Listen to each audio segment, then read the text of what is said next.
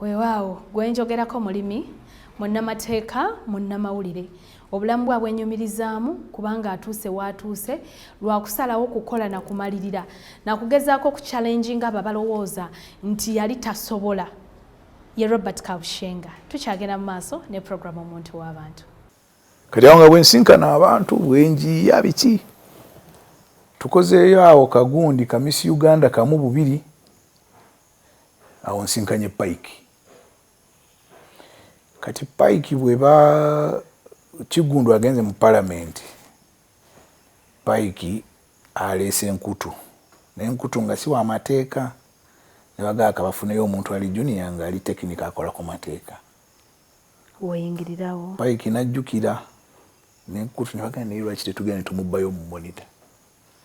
bampita twagala kujjayo nti nkole ekintu kikola ligo mumpa sente meka baji bazaamu emirundi eki ena nenga mpe balua nsayininge kati yene ne bampa omulimu yo nenvayo nenzira mu vision kati nzize nga ligo officer okomyewo awakawe wali okoleddeko waluga yali ansingako eddaala ne bamugoba alina ebintu byakola ne bamugoba n'enninya gundi nkutu yafuna obuzibu ebyobufuzi naye n'agenda n'olinnya awo nfuuse Campany secretary Robert Sure awo ngindako ne ku radio koze capital gange oyo mumaze ne mutandise kati mutegeera pandikayo ne kakolamu abantu batandise okummanya n'ebyamawulire kati otandise obitegeera obulungi marketing management nga mbitegeera kati awaiseyo emyaka ng'oba 3 ne bampa ogwa media center nyenze ngukyapya omwaka gumu ku vision ovuddewo kati ate nsinkanya ate kati abanene kati wegamba abanene nga basasula oba abanene just for contacts kubanga kati awo weetaaga abantu b'omanya ate abakumatira kuba olina okubamatiza nti ndi wa mugaso of course kati already muzeeyi yali amanyi aba family yaffe bulungi yali amanyi bamuzeeyi nga amanyi yali amanyi jjajja waffe omukyala azaala taata waffe baali bonna mu UPM muzeeyi ki president baali bonna mu UPM nga amumanyi kuva olwo era ne bava mu nsiko so no waliwo akafaananyi ka 1986 nga ka black and white nga kasaaga ku social media nga mwali ne bamama mbabazi abo bonna kati nga ne batandika okumanya naye abasinga bamanyira ku kya radio kati nga bambuza naye olina Luganda kina bali ne bagamba bantu bange family yaffe eri erinnya fefe kafa abalirina in the whole world there's no other Kabushenga anywhere else kati awo muzeeyi nampugwa omulimu gwa media center nengukola nga tukola ne bamiria kyambadde ba supervisor ba state house byonna kati mbandi eyo ne banga kati omanyi nti wano ojja kuvaawo genda okutandika okukola mu vision nga MD nenzija notandikirawo omuntu yenna bw'ajja mu kifo ekipya naddala nga ajjidde ku level eyo wabeerawo abakubi b'enkokola kuba buli omu yeebuuza lwaki ye tujja mulemesa tujja kukola kino gwe wasinkana otya ng'okomyewo ate ng'okomyewo oli munene anti mwe mugaa nti woova toyombye otera okudda sinagwe nali nyombye naye saavuma saakola ki kati nenkomawo nensanga nga weebali nembagumya nembaga nkomyewo netukolere wamu buli omu asigale mu mulimu gwe tukolere wamu Campany tugitambuze baga kale katukugezeeko tulabe oba kyoyogera okituukiriza mbuza mwezi gumu 2-3 balaba siina kyenkolawo ne baddamu amaanyi ntandika okukolera awamu tewagoba ku bakozi nedda kuba abasinga olubawa omulimu omupya nti bamuwadde ekifo ng'olwalaba bonna bonna babaddewo bye bakola bifu bwe bakuwa omulimu baba bakuwadde buvunaanyizibwa si buyinza okubaawo enjawulo baba bakuwadde buvunaanyizibwa so si buyinza obuyinza bujja kuvunaanyizibwa mu luzungu ye responsibility yes then obuyinza authority or power. Okay. amaanyi oba power bw'oba olina obuvunaanyizibwa bwe baba bakwadde obuvunaanyizibwa butuukirize omulimu gwe bakutumye gw'oba okola. Tebakutumye kugobaganya bantu, bakutumye kola kino kola kiri, tereeza kino kola kino by'oba okola. Mukola ebyo byonna oba weetaaga abantu. Ate bwe wabeerangawo obuzibu nga bw'amaanyi olina okubeerawo ku site. Tolekanga mu bantu ne bakozi ne bafuna bizibu gwe n'otobeerawo. Kyova obadde oyirawo ennyo abantu omubiri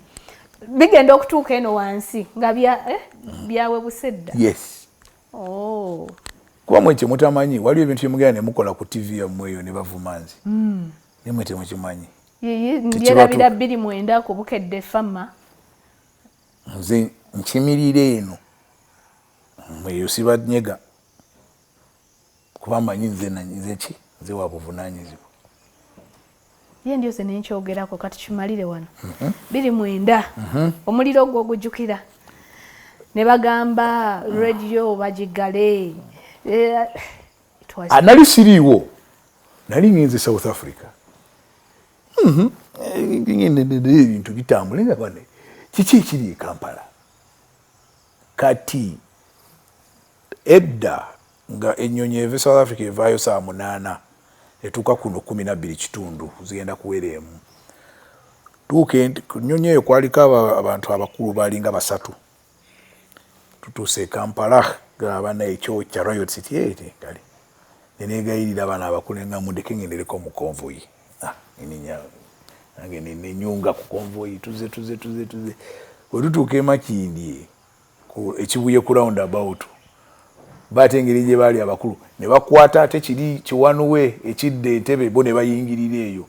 ng'ate konvoyi nze ndi mabega nembivaako nenkwata kati mba nakatuuka ku roundabout saa ya Queen omusirikale omu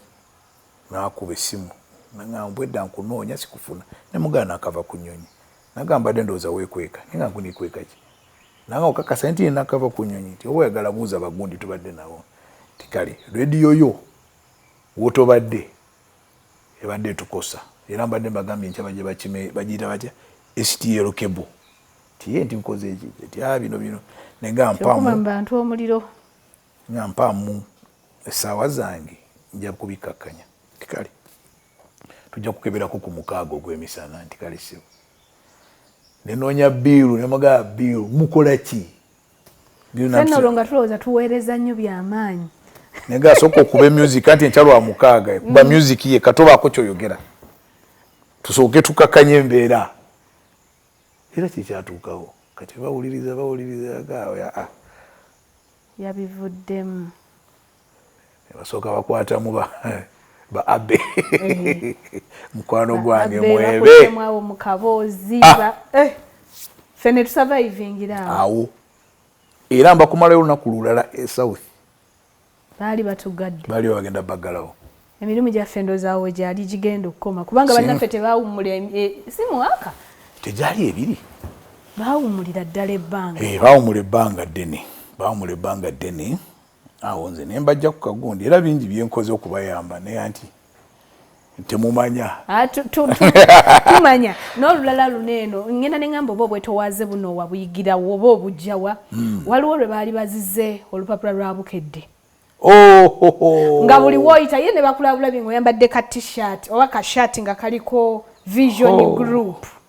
twagamba muliyingiriza kabaka tiyali asimanya atunze ettaka natunuulira amawulire nga gafa nga gagenda Bukedde eyali atuuse ku 1,600 n'addayo ku 8,700 kopi naye abantu baali batuzize kati abaana ne baŋŋamba omanyi genda weebuuzebuuzeeko mu batunzi b'amawulire bakubuulire ekituufu ekiri ku ground ngenze Zambia nsinkanya bavenda bambulidde muzeeyi tuyambe nzikiridde mu paaka ngenze Katwe wuuyo Kawempe ngenzeeko Nakawa kati nengenda ku paaka y'ebwayi bwayise Kazo awali ebitaala awo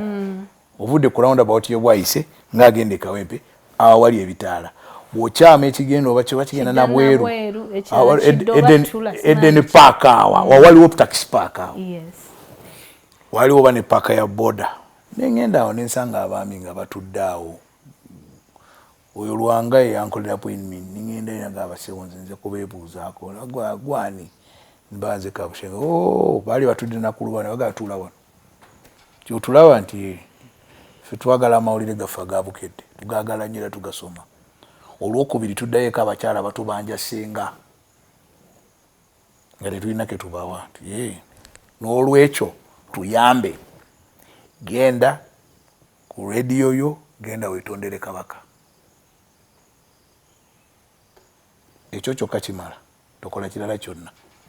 awo abaami baali awo nga bakola awo mu paaka wabaali bayutoda wabaali ba nti ekyo kyokka kyekijja okutaasa teri kirala